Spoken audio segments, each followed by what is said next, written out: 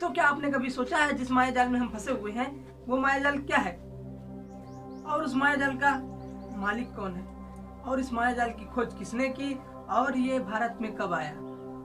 यहाँ हम जिस माया जाल की बात कर रहे हैं जी वो है इंटरनेट। तो जानेंगे इंटरनेट से जुड़ी सारी जानकारी। जुड़े रहिए हमारे वीडियो के साथ। अगर आपने मेरे चैनल पर पहली बार विजिट किया है तो आप हमारे चैनल को सब्सक्राइब करिए और बेल आइकन को भी प्रेस करिए ताकि नोटिफिकेशन टाइम से मिलती रहे और वीडियो में लास्ट तक बने रहे। आज की दुनिया में बगैर इंटरनेट के कोई नहीं रह सकता। जैसे ही फोन का डाटा खत्म होता है कुछ इस तरह के फेस बन जाते हैं। तो आज घर से लेके बाहर तक, बाहर से लेके घर तक कहीं ना कहीं आपको किसी न किसी माध्यम से इंटरनेट देखने को मिल जाएगा। अब जिस चीज को इतना इस्तेमाल करते हो तो उसके बारे में जानकारी आवश्यक है कि नहीं। तो इंटरनेट क्या है?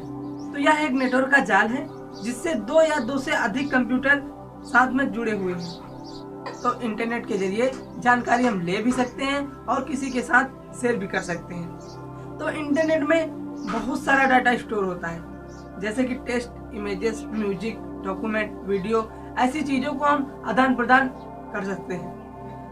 तो इसको www वर्ल्ड वाइड वेब भी कहा जाता है। इसका मतलब आप कहीं भी हो इसका इस्तेमाल हर जगह कर सकते हैं। आईपी एड्रेस का इस्तेमाल करके एक प्रोटोकॉल सिस्टम में पूरे कंप्यूटर जोड़े गए हैं। इंटरनेट का मालिक कौन है?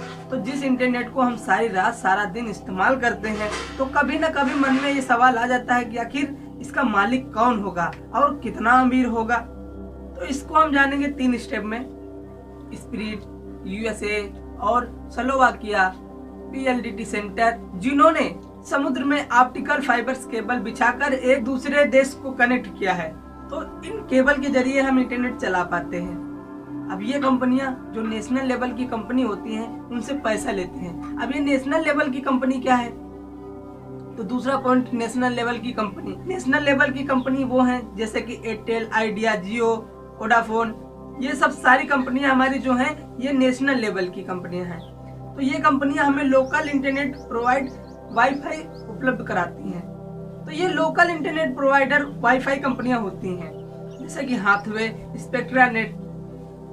इन्हें हम महीने के पैसे पे करते हैं और इंटरनेट यूज कर पाते हैं। ये कंपनियां नेशनल लेवल कंपनियों को पैसे देते हैं, लेकिन इंटरनेशनल जो कंपनियां हैं वो किसी को पैसे नहीं देती हैं। तो इंटरनेट का मालिक कोई विशेष एक व्यक्ति नहीं है, तो अलग अलग बहुत सारी कंपनियां जुड़ी हुई हैं। ठीक है, तो पता चल गया होगा आपको। तो चलिए जान लेते हैं इंटरनेट का आविष्कार किसने किया। तो इंटरनेट का आविष्कार किसी एक व्यक्ति ने नहीं किया। फिर भी आप अगर रिसर्च करेंगे तो 2 नेम ऐसे आएंगे जो आपको देखने को मिलेंगे, जैसे कि रॉबर्ट ई कहान विंडसर्फ। तो चलिए विस्तार में जानते हैं। तो इंटरनेट का आविष्कार कर पाना किसी एक व्यक्ति की बस की बात नहीं थी। इसे बनाने में बहुत सारे साइंटिस्ट और वैज्ञानिकों की जरूरत पड़ी थी। 1957 में जब अमेरिका और रूस का कोल्ड वार चल रहा था तो अमेरिका ने एक ARPA का स्थापना किया, एडवांस रिसर्च प्रोजेक्ट एजेंसी, जिसका उद्देश्य एक ऐसी टेक्नोलॉजी बनाना था जिससे कि वो अपने एक कंप्यूटर से दूसरे कंप्यूटर तक खुफिया जानकारी पहुंचा सके। तो 1969 में इस एजेंसी ने ARPA से ARPA नेट की स्थापना की, तो जिससे कि किसी भी कंप्यूटर को आपस में जोड़ा जा सकता था। तो 1970 और 1972 में राय टॉमिलिंसन ने सबसे पहले ईमेल नेटवर्क को इंट्रोड्यूस किया। तो सन 1980 में इसका नाम इंटरनेट हो गया था। तो रॉबर्ट ई कहान और विंडसर्फ ने तो टीसीपी और आईपी प्रोटोकॉल में इन्वेंट किया। तो इंटरनेट का काम 1 जनवरी 1983 में रिसर्च शुरू किया गया।